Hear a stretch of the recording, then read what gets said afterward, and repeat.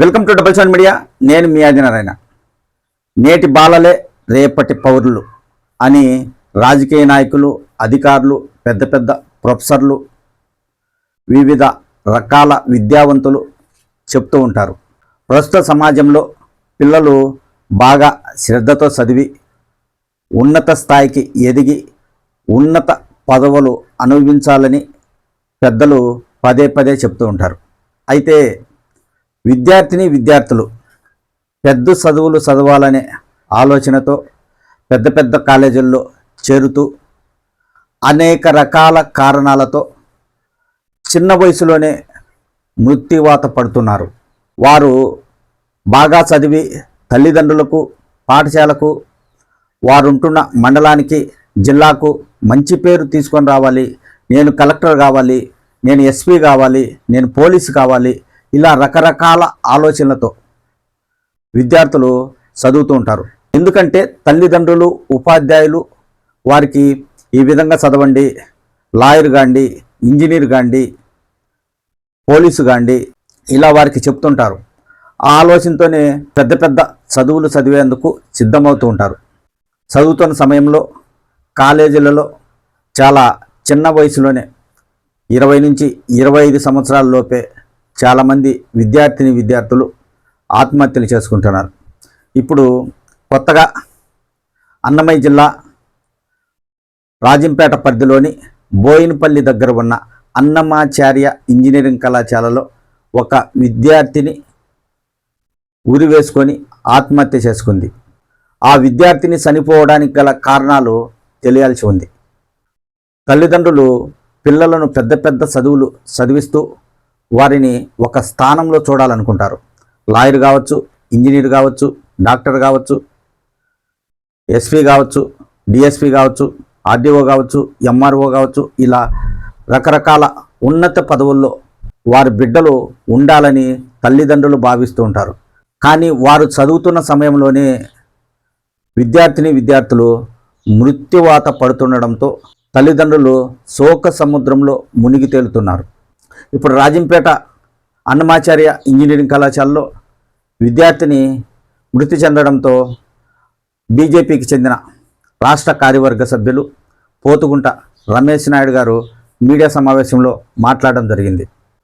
ఆ కాలేజీ మొదలైనప్పటి నుంచి దాదాపు 20 మందికి పైగా విద్యార్థులు మృతి చెంది ఉంటారని ఆరోపించారు. అదే కాకుండా కాలేజీలలో గంజాయి కూడా సప్లై చేస్తున్నారు. ఇలాంటి వాటిని అరికట్టడానికి కూడా చర్యలు తీసుకోవడం లేదని ఆయన ఆరోపించారు. అయితే అన్నమాచార్య లాంటి కాలేజీలు మన రాష్ట్రంలో చాలానే ఉన్నాయి. ఎక్కువగా నారాయణ, చైతన్య కార్పొరేట్ స్కూళ్ళల్లో కూడా విద్యార్థులు పలు కారణాలతో ఆత్మహత్యలు చేసుకుంటూ ఉంటారు. ఇందుకు కారణం ఏంటి? విద్యార్థులు ఎందుకు చనిపోతున్నారు? చదువులు ఎక్కువై చనిపోతున్నారా? ఫీజులు భారం భరించలేక చనిపోతున్నారా? సరిగా చదవలేకపోతున్నారా? లేదా ఉపాధ్యాయులు ఏమన్నా వారిపై ఒత్తిడి తెస్తున్నారా బాగా చదవమని?